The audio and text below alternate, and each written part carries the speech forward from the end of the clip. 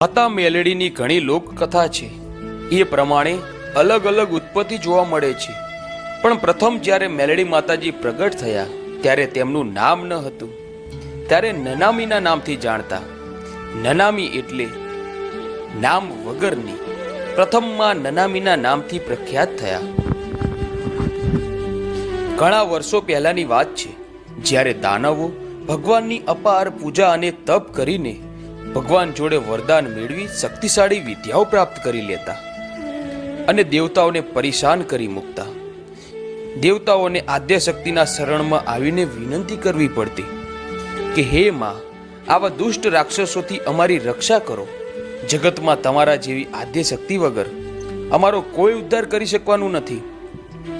જગતમાં તમારાથી કોઈ મોટું નથી. આમ રાક્ષસોનો સંહાર કરવા માટે આદ્યશક્તિમાં સ્વયં નવદુર્ગાઓ સ્વરૂપે આ ધરતી લોકમાં પ્રગટ થયા અને દેવતાઓના કહેવા મુજબ પૃથ્વી લોકના મનુષ્યોનો રાક્ષસોના ત્રાસથી રક્ષા કરવા લાગ્યા. જેમાં એક વખતની વાત છે, એક રાક્ષસ અમરૈયા દૈત્યના ત્રાસથી છુટકારો પામવા માટે જ્યારે નવદુર્ગાઓ આ દૈત્યને મારવા માટે ગયા, ત્યારે એ દૈત્ય ઘણો શક્તિશાળી હતો. તેમણે નવદુર્ગાઓ સાથે ઘણા વર્ષો સુધી યુદ્ધ કર્યું. છેવટે તે રાક્ષસ થાકીને આ દેવીઓથી બચવા માટે ભાગવા માંડ્યો. ભાગતા ભાગતા તેણે પૃથ્વીલોક પર સાયલા ગામના સરોવરમાં છુપાઈ ગયો. ત્યારે નવદુર્ગાઓ બહેનોએ મળીને સરોવરનું પાણી પીવા લાગ્યા. ત્યારે આ દૈત્ય સરોવર પાસે મળી પડેલી ગાયને જોઈને તેમાં તે છુપાઈને બેસી ગયો. છેવટે નવદુર્ગાઓએ ભેગા મળીને આ દૈત્યને મારવા માટે એક યુક્તિ વિચારીને એક શક્તિ રૂપે દેવીને પ્રગટ કરવાનું વિચાર્યું. તે સમયે નવદુર્ગા ભેગી મળીને પોતાના શરીરના અંગમાંથી મેલ ઉતારીને એક નાની પૂતળી બનાવી તેમાં પ્રથમ પ્રાણ પૂર્યા અને દરેક દેવીએ પોતાની શક્તિ વિદ્યાઓ આપી, પોતાના શસ્ત્રો આપી અને આ દૈત્યને મારવા માટેનો આદેશ આપ્યો. આમ પૂતળીએ નવદુર્ગાના કહેવા મુજબ આ રાક્ષસ જોડે યુદ્ધ કર્યું. તે વખતે પૂતળી દૈત્યને મારવા માટે નીચે ઉતર્યા હતા. દૈત્ય એક ગાયના સબમાં છુપાઈને બેઠો હતો. ત્યારે આ પૂતળીએ પોતાના શક્તિ દ્વારા દૈત્યને બહાર કાઢીને તેની સાથે યુદ્ધ કરીને દૈત્યને મારી નાખ્યો.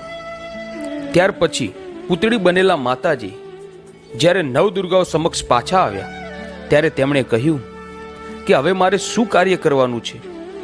ત્યારે આવા પાપી રાક્ષસને મારીને આવેલ દેવીને જોઈને નવદુર્ગાઓએ તેમની અવગણના કરીને દૂર જતા રહેવાનું જણાવ્યું. તે સાંભળીને માતાજીને બહુ ખોટું લાગ્યું. તેથી તેઓ પોતાને શુદ્ધ કરવા સ્વયં ભોલેનાથ પાસે ગયા. ભોલેનાથને વિનંતી કરીને સઘળી હકીકત જણાવી કે પોતે એક રાક્ષસનો સંહાર કરીને આવ્યા છે. જેથી તેમણે પોતાના શરીરને શુદ્ધ કરવા માટે ભોલેનાથને જણાવ્યું. એટલે ભોલેનાથે સ્વયં પોતાની જટામાંથી ગંગાને પ્રગટ કરી સીધું માતાજીના ઉપર ગંગાના શુદ્ધ જળની ધારા વહેડાવી માતાજીને સ્નાન કરાવીને પવિત્ર કરી દીધા. ત્યારબાદ માતાજીએ જણાવ્યું કે મારું નામ શું રાખવાનું છે. ત્યારે ભોલેનાથે કહ્યું કે તમે નવદુર્ગાઓને જઈને પૂછી આવો. ત્યારે માતાજીએ જણાવ્યું કે નવદુર્ગાઓએ મને છોડી દીધી છે. હવે તેઓ મને અડવાની ના પાડે છે. તેથી મારે શું કરવું જોઈએ? ત્યારે ભગવાન ભોલેનાથે તેમને આશીર્વાદ આપતા જણાવ્યું કે તમારે પોતાના હક અને નામ માટે નવદુર્ગાઓ સાથે યુદ્ધ કરવું જોઈએ અને તેમને યુદ્ધ કરવાનો આદેશ કર્યો. ત્યારે ત્રણેય દેવતાઓ ભેગા મળીને બ્રહ્મા, વિષ્ણુ અને મહેશે પોતાના શસ્ત્રો આપ્યા. બ્રહ્માજીએ પોતાની ગદા, વિષ્ણુ ભગવાને પોતાનું ચક્ર આપ્યું. ત્યારબાદ શંકર ભગવાને પોતાનું ત્રિશૂલ આપ્યું. આમ ત્રણેય દેવતાઓએ આશીર્વાદ આપીને માતાજીને લડવા મોકલ્યા. તેઓ નવદુર્ગાઓ જોડે લડીને પોતાના નામ અને હક માટે સ્વયં લડ્યા અને તેઓ વિજયી બન્યા. ત્યારે તેમની શક્તિઓ સામે નવદુર્ગાઓને પણ ઝૂકવું પડ્યું અને આમ નવદુર્ગાઓનો પરાજય થયો. આમ માતાજી પોતાના નામ અને હક માટે નવદુર્ગાઓ સાથે યુદ્ધ કરીને જીતી ગયા. તેથી તેમના પિતાજી ભોલેનાથે તેમને કહ્યું કે આજથી તમે તમારા માટે લડ્યા એટલે તમારું નામ શ્રી મેલડીમાં રાખવામાં આવેલ છે. મેં લડી એટલે કે હું પોતાના માટે લડી, જેથી તેમનું નામ મેલડીમાં રાખવામાં આવ્યું.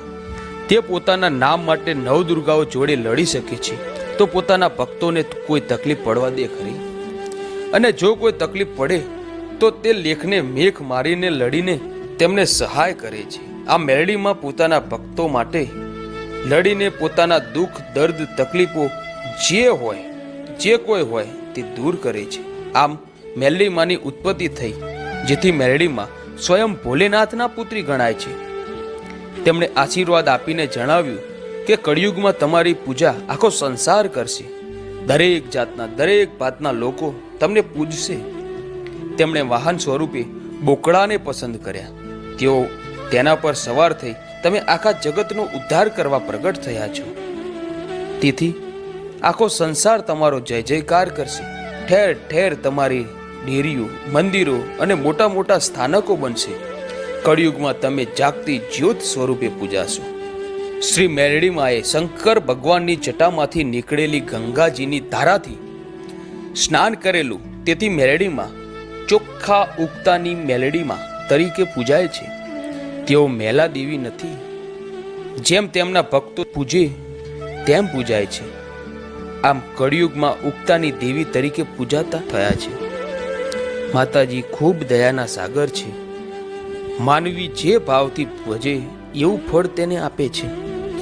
મેલડી માતાજી અનેક નામોથી ઓળખાય છે, જેમ કે વાણિયાની મેલડી, હજીરાની મેલડી, શેરપરાની મેલડી, માઢની મેલડી, ઉગતાની મેલડી, આથમતી મેલડી, ચોરાની મેલડી, કોઠાની મેલડી, આવા અનેક નામે મેલડીમાં પ્રસિદ્ધ છે.